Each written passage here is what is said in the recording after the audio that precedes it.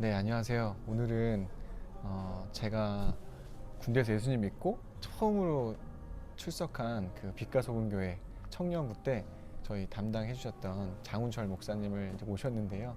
장훈철 목사님은 목회자이시지만 동시에 더 특별한 이력이 이제 교회와 신앙이라고 하는 이단에 대해서 30년간 집중적으로 파헤치셨던 아주 무서운 기자님이십니다. 그래서 최근에 넷플릭스 그, 넷플릭스 나는 신이다 편에 이제 중앙만민교회 편에 보시면은 거기 이제 기자로 전문 이단 전문 기자로 나오셔서 인터뷰를 막 해주시는데 보고 너무 반갑고, 또 제가 개인적으로 요즘에 요한복음 21장 묵상하면서 이제 예수 내 양을 치라, 그게 또 약간 양들을 보호해야 된다는 이런 얘기를 묵상하면서 목사님에게 연락을 드려봤는데 갑자기 이렇게 만나게 되었습니다. 목사님께서 친히 와주셨습니다. 그래서 목사님 와주셔서 감사드리고요. 네, 감사합니다. 소개 좀 부탁드리겠습니다. 네, 뭐 지금 소개받은 장운철 목사라고 합니다.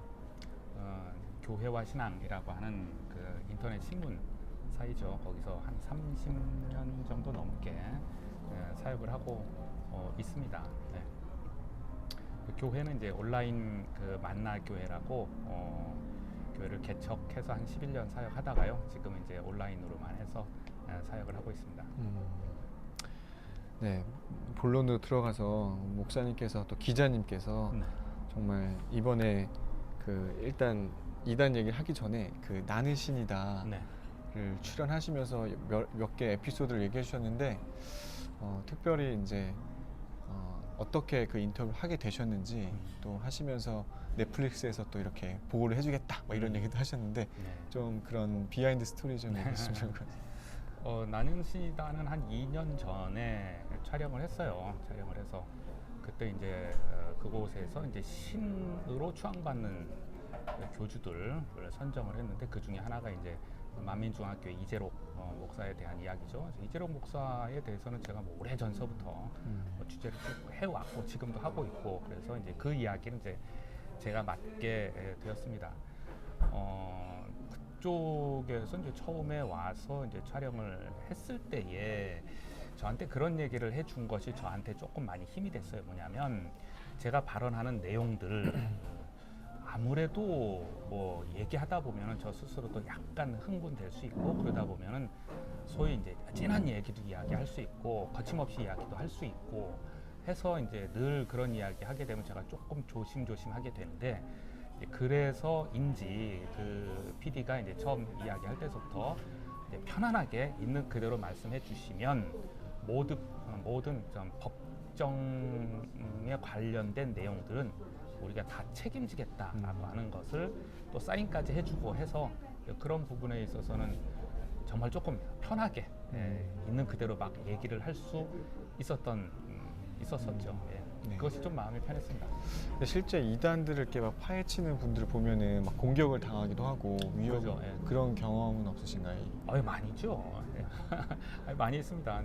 많이 있어가지고 저희 집사람은 늘 걱정을 많이 하죠. 제가 어디 취재하러 간다 그러면은 걱정을 많이 하고, 또 여러 가지 사건들도 많이 발생하기도 했고, 심지어는 뭐 예를 들어서 예전에 어느 곳에 취재를 했어요. 취재를 하고 취재 마지막에는 그 제 신분을 이렇게 드러내는 일을 이제 반드시 하게 돼요. 공식적으로 상대방의 입장을 듣고자 하는 것인데, 그때가 어떻게 보면 제일 위험한 때이기도 합니다. 심지어 이제 그렇게 했을 때에 그 상대방 단체에서 야, 문 걸어 잠궈 뭐 이런 소리 치면서, 그러니까 왜 그러냐, 빨리 문 걸어 잠궈, 문 다다다다 걸어 잠궈. 바로 고분고분하게 친절하게 대했던 그 사람이 갑자기 이제 내가 기자라는 신분을 대니까 당신들 여기서 살아서 못 나갈 줄 알아 뭐 이런 약간의 협박 하기도 하고, 그런 이런저런 얘기 많이 있었습니다. 어떻게 대처하셨어요? 어떻게? 저 그때는 저도 그렇게까지 나올 줄은 몰랐죠. 모르는데 뭐 비슷한 사건을 많이 경험했기 때문에 그렇게 크게 겁먹지는 않고 그냥 담담하게 있고, 순간 하나님 어떻게 해야 됩니까? 라는 그 속으로 기도를 했을 때 지혜를 주셨어요. 지혜를 주셔가지고 무슨 말을 그때 이제 상대방 그 신도한테 했냐면은 우리가 이럴 줄 모르고 왔겠느냐라고 라고 얘기했어요. 이제 그것이 설득이 된 거죠. 아. 이럴 줄 알고 몇 시까지 안 나가면 경찰이 오게 돼 있다. 그런 얘기를 했어요. 그 사람이. 아. 그거에 약간 겁먹더라고. 아. 겁먹으면서 또 여기저기 뭐 본부에 전화하고 그러더니만 나중에 또 자료를 이만큼 가져와서 네. 우리도 잘한 것도 있는데 아. 어디 뭐 헌금도 내고 후원금도 내고 많은 건데 이것도 좀 다뤄달라고 이렇게 가져왔어요. 그래서 뭐 참고하겠다고 하고 그거 받고 나왔죠. 뭐. 네, 알겠습니다. 좋은 팁을 얻었습니다. 본론으로 들어가서 저희가 이제 이단을 분별하고 또 출석하고 있는 교회나 이단을 분별하고 싶은데 출석하고 있는 교회 또 어른들, 네. 목사님, 심지어 목사님한테도 이렇게 여쭤볼 때 있는데 명확하게 답을 못 해줄 수도 있고 네. 또 실제 그런 이유 때문에 방황하는 다음 세대들도 있더라고요. 네. 왜냐면 본인들 친구들이 연관돼 있기도 하고 가족이 있는데 이거에 대한 솔루션이 많이 못 주다 보니까 근데 저도 그렇고 이제 리더십들은 거기에 대한 어느 정도 좀 기초적인 가이드나 분별할 수 있도록 도와줘야 될 것 같은데 어떻게 하면 좋을까요? 네. 종종 이제 사무실에 있다 보면은 문의 전화를 이제 많이 받게 돼요. 어느 순간 예를 들어서 뭐 A라고 하는 단체가 도대체 어느 곳입니까? 라는 문의를 받아요. 우리도 몰라요. 근데 또 조금 있다가 그 단체에 대해서 또 다른 사람이 문의를 해오고 여러 사람이 동시에 문의를 해올 경우가 있어요. 그렇게 되면 제가 어느 지역에 A라는 단체가 아마 새로 생겼나 보다. 근데 그곳에 대해서 사람들이 직간접적으로 접해보니까 뭔가 이상하다고 느꼈기 때문에 그것이 무엇인지 문의를 해온 거란 말이에요. 그래서 그럴 경우에는 그거 의견들을 모아가지고 제가 직접 한번 가보게 됩니다. 가보게 되면 10중 8구 정말 문제가 있어요. 그것으로 보았을 때에 저는 그런 생각을 많이 해요. 이런 경우가 이제 한두 번이 아니었어요. 사람들은 믿는 신앙인이죠. 신앙인들에게는 영분별력의 은사가 있다라고 저는 그때 확신을 했어요. 사람들이 동시에 좀 이상한 것 같은데 뭔지는 구체적으로는 모르는데 뭐 이상하다라는 얘기예요. 그랬을 경우에는 그들에게 우리 모두에게 마찬가지예요. 영분별력의 은사가 있어서 그것을 구분해낼 수 있다라고 저는 그렇게 생각을 합니다. 그래서 그것을 적극적으로 활용하는 사람들이 있고 또는 뭐 소극적으로 활용하는 사람들이 있고 뭐 그럴 뿐이죠. 그래서 우리가 가만 보면 주변에 이상한 것 같다라고 한다면 반드시 점검을 해봐야 돼요. 그리고 그 필요한 어떤 뭐 명단이나 자료나 그런 거는 뭐 많이 있죠. 뭐 제가 제공해 드릴 수도 있고, 그러니까 그런 정도 한 번 정도 교육을 받고 나서 그 명단에 없는 수많은 이상한 단체들 정말 많이 있어요. 그런 것은 우리가 이제 평상시 신앙생활하면서 이상하다고 느끼는 거에서 점검을 해보고 반드시 교회 목사님이나 전도사님에게 문의를 해서 그분들이 모르면 또 전문가 단체에게 문의하도록 해서 점검하면은 거의 대부분 걸러질 거라고 그렇게 생각합니다. 어쨌든 좀 뭔가 이상하면 네. 그거에 대해서 어쨌든 감지하고 그걸 네. 뭔가 체크할 수 있는 분들에게 그래야죠. 요청을 한 상대방은 네.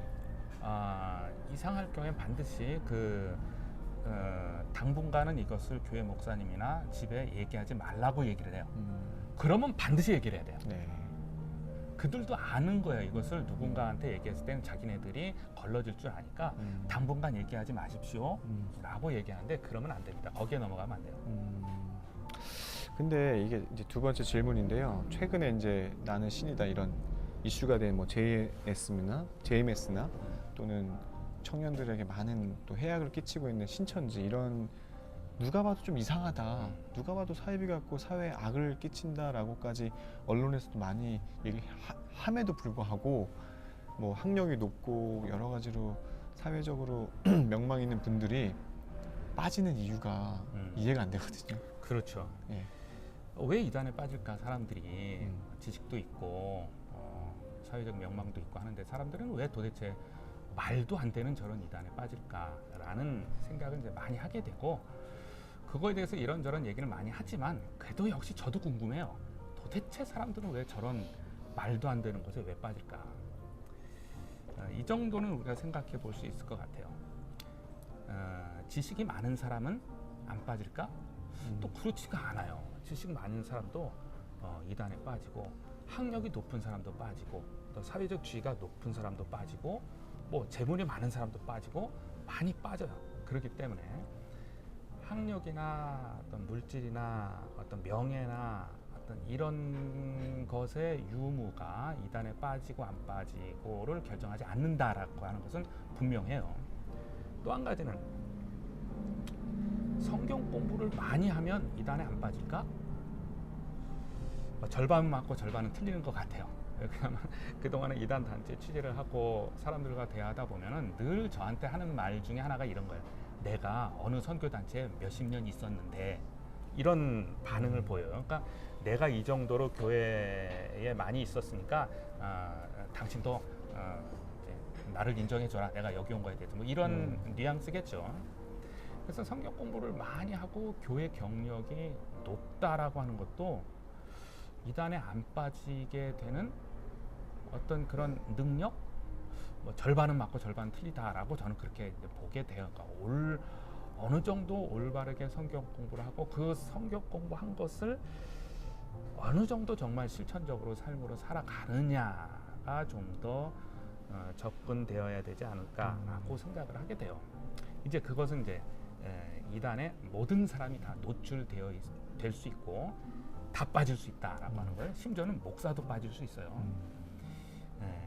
이런 저런 것을 다 종합해 봤을 때 이단의 사람들은 왜 빠질까? 제가 보는 관점에서는 한마디로 얘기하면 사람들은 이단에 빠지는 원인, 사랑이 부족해서 라고 저는 보게 됩니다. 사랑이 부족해서 이단에 빠지는, 조금 좀 폭이 너무 넓죠. 우리가 인생을 살다 보면 인생이 이제 위기라고 하는 것을 맞게 되는 경우가 있어요. 상처라고 하는 것, 어떤 뭐 재정적인 위기, 건강상의 위기, 또는 내 가족 중에 누군가 죽었을 때 위기, 또는 교회에서 상처받고 가족에게 상처받은 사람들, 인생에 뭔가 하나 이렇게 좀 구멍이 뻥 뚫려 있는 그런 상태이죠. 이런 사람들이 살아가다가 위로를 받고 용기를 받고 힘을 얻어야 되는데 그렇게 얻을 곳이 없어요. 교회 가서도 위로를 못 받아요. 집에 가서도 위로를 못 받아요. 이런 사람들 주변에 많이 있어요. 이 사람이 길을 걸어가다가 통일교인한테 전도받으면 통일교에 빠지는 거고, 신천지한테 전도받으면 신천지에 빠지는 거고, 안상홍 단체에 전도받으면 안상홍에 빠지는 거고, 정명석 단체에 전도받으면 정명석 단체에 빠지는 거예요. 우리가 신앙생활 보편적으로 열심히 하다가 정명석 교리를 들었는데 그게 맞는 것 같더라. 그동안에 내가 배웠던 것이 아닌 것 같고 그것이 맞는 것 같더라 라고 빠지는 사람은 뭐 이론적으로는 있을 수 있지만 저는 그런 사람 본 적이 없어요. 또 신앙생활 열심히 하고 성경 공부도 잘 했는데 통일교 교리를 보니까 통일교 교리가 맞는 것 같더라 라고 빠진 사람도 없어요. 왜 그런 데 빠지느냐 하면은 신앙생활을 많이 하고 적게 한 것과 상관없이 그에게는 지금 사랑이 필요한 거예요. 위로가 필요한 거고 상처받은 것에 치유가 필요한 거예요. 근데 어디서든지 이 치료를 해줄 곳이 지금 없는 거예요. 그에게는. 심지어는 교회 가서도 오히려 더 상처를 받아. 그랬을 때 방황하게 되고, 방황하는 사람을 이단들이 이제 접근해서 빠지게 되는 경우가 너무나 많이 있는 것이죠.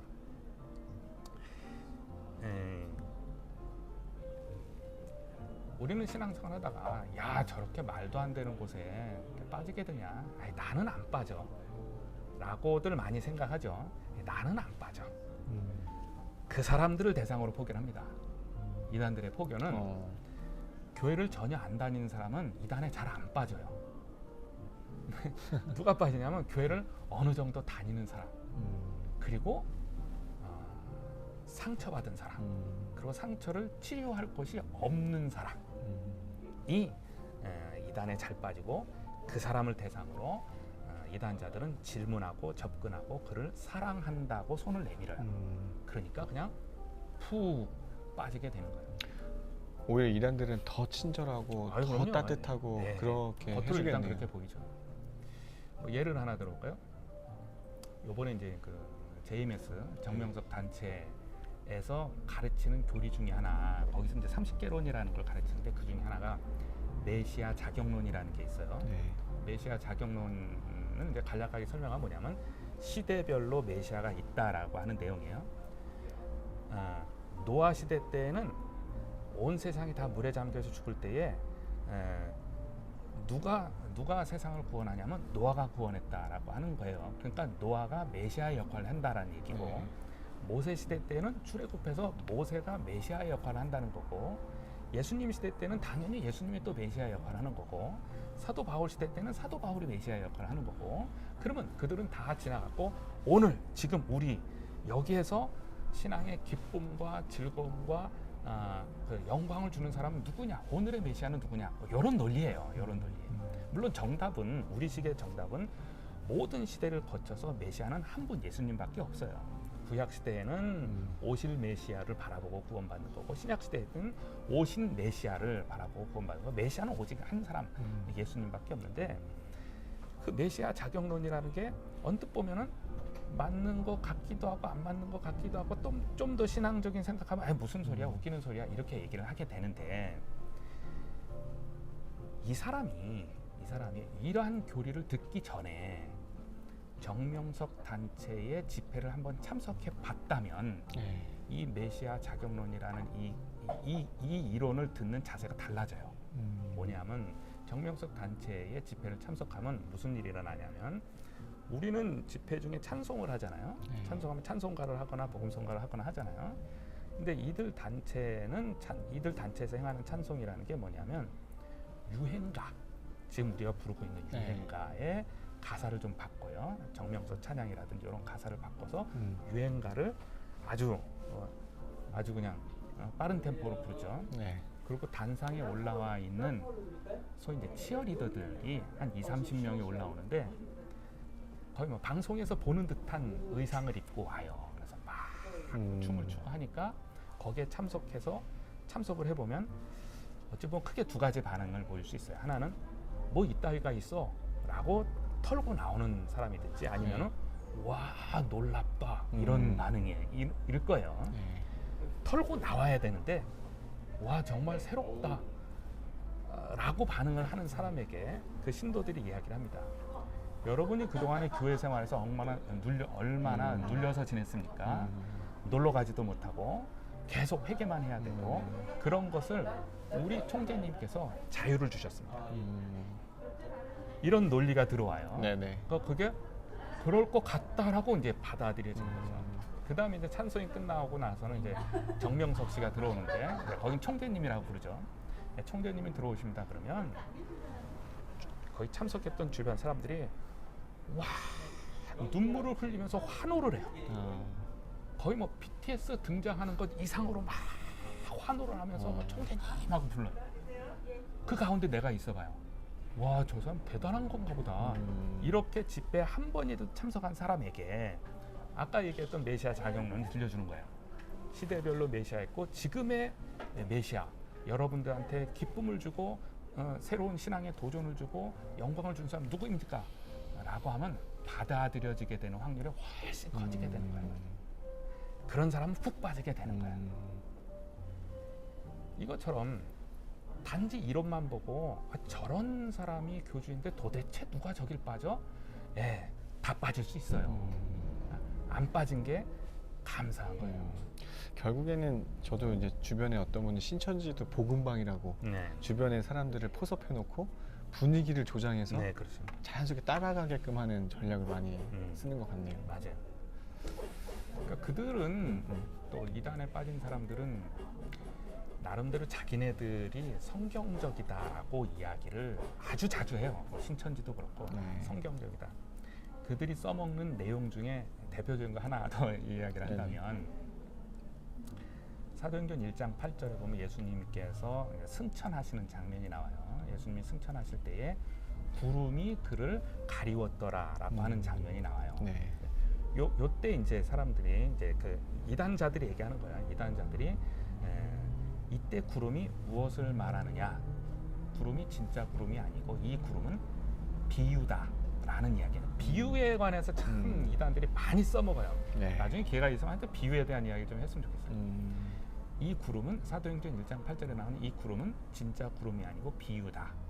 이 비유는 이 구름의 뜻이 진짜 의미가 다른 데 있다라고 하는 거예요. 그래서 자 여러분 히브리서 12장 1절을 펴봅시다 하고 성경을 뒤져요. 네. 히브리서 12장 1절을 보면은 구름같이 허다한 증인들이라고 하는 장면이 나오니까 네. 구름같이 허다한 증인들. 그래서 많은 증인들을 표현할 때 구름 같다라고 표현하는 게 나와요. 그러니까 네. 구름은 즉 많은 증인들을 의미한다라고 하는 이 공식을 가지고 사도행전 1장 8절에 집어넣어요. 그러니까는 예수님이 승천할 때 구름이 그를 가리웠더라라고 하는 장면은 진짜 구름이 아니고 많은 증인들 가운데에 예수님이 사라졌고, 반대로 재림 예수께서는 그 많은 증인들 가운데 오는 거지 구름으로 오시는 게 아니다라고 하는 거예요. 네. 이 논리만 가지면은 뭐 그런 게 어딨어라고 할 터인데, 아까 얘기한 대로 그 집회를 한번 참석하고 나면 그렇구나, 그게 될 수 있겠구나라고 생각이 되는 거예요. 왜? 뒤에 많은 증인들이 있으니까. 수만 명의 증인들이 있고 거기에 메시아라고 하는 사람이 딱 있으니까 저거였었구나 성경이. 이런 식으로 해서 성경대로 풀어준다라고 하는 거예요. 네. 이때에 이런 얘기를 들으면은 누군가가 성경을 뒤적거리면서 풀어줬기 때문에 성경대로 한 것이라고 착각을 하게 되는데, 그러면 안 되고 모든 걸 다 한 번쯤은 의심을 해봐야 돼요. 의심. 네. 구름이 많은 증인들이라고 얘기한다면 하나님의 백성이 출애굽했을 때에 이스라엘 백성을 인도하기 위해서 하나님은 낮에는 구름 기둥, 밤에는 불 기둥으로 인도하셨잖아요. 네. 그때 그걸 다시 대입하면은 그럼 낮에는 사람 기둥으로 하나님이 인도하셨나요? 말이 안 되는 거죠. 또 동일하게 요한계시록 1장 7절에 보면은 예수님이 재림하실 때 구름을 타고 오시리라라고 하는 장면이 나와요. 네. 그럼 예수님은 사람 타고 온다는 얘기인가요? 말이 안 맞는 거예요. 그래서 그들이, 그러니까 한마디로 성경을 많이 인용한다고 해서 성경적인 건 아니에요. 약간 그들이 주장하는 게 혹해 보이지만 자세히 들여다보면 또 빈틈이 있는.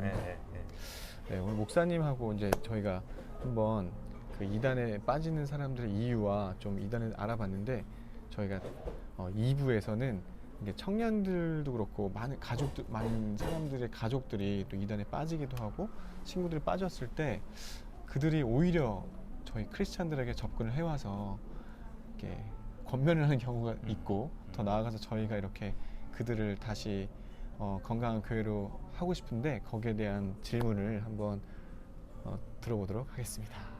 곧 뵐게요.